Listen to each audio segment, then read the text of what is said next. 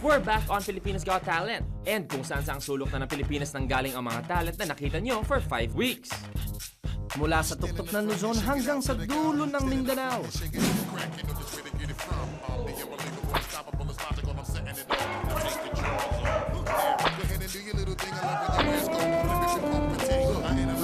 Proven na talagang magaling ang Noipi. Itong mga to, saan naman kaya hinugot ang mga talent nito? Nabawas kasi. Yung papa ko marunong kumenta, kaya sa kanya siguro ako nagmana. Nagmana na din po ako sa daddy ko. Dahil sa amin pong magkakapatid, ako lang po nagmana sa kanya na marunong pong kumanta. Siguro sa ama ko po. Ang lola ko po ay nagkakanta sa radyo. Tsaka yung tatay ko po ay magaling din sa pagkanta. Namana ko po.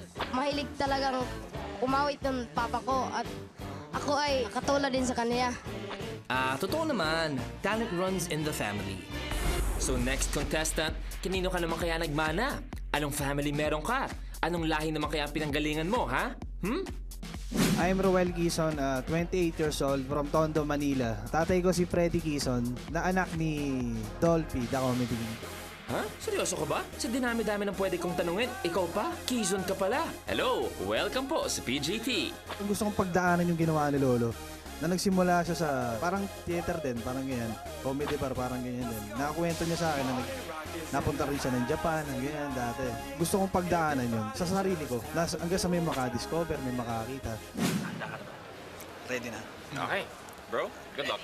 You may step on stage. Good luck. Hi! Good evening po. What's your name? Roel. Parang kilala kita. Kilala ba kita? Tama ba ako? Apo. Apo ka ni Dolphy po. Tita Dolphy? Oo. Kilala nga kita. Si Ruel. Ruel, Ang ilan taong ka pogi. na? 28 po. Sinong papa mo? Si Freddy po. Okay. And marunong ka kumanta, diba? Magaling ka kumanta. Hindi ako yun, eh. Oo. Si Freddie M. Garcia ba ang papa mo? Oh, good luck. Go, Ruel, go. When there's a dark star on your horizon, you think you can get through it. Just put your hand in my hand, and I'll show you how to do it.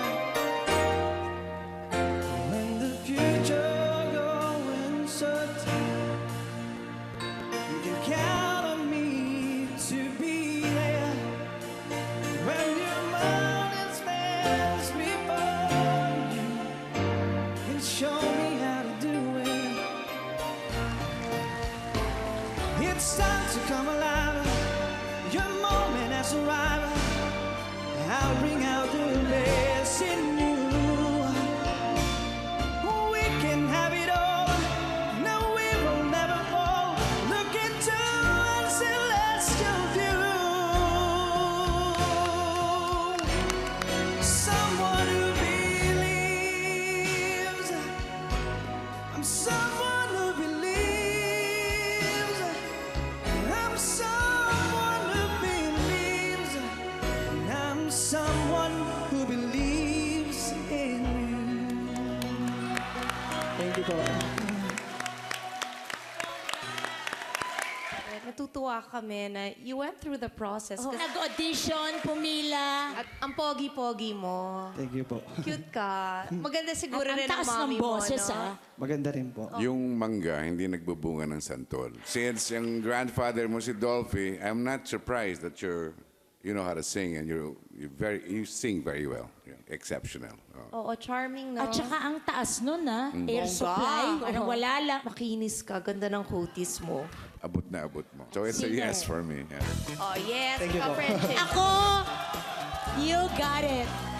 Okay, tatlong yes yan. May gusto niyo pa ba? Galingan Thank mo you po. pala. Maraming salamat po. Bye! Yon, nagbunga din ang mangga, nagbunga ang pagsisikap ni Roel. Pero di alam ni Lolo nag-audition ako rito. Tiyak, pag nakakita niya ako, matutuwa yun. Kung sakali makapasok ako, kung pala rin man. Congratulations! I'm sure proud lolo din si Tito Dolphy ngayon.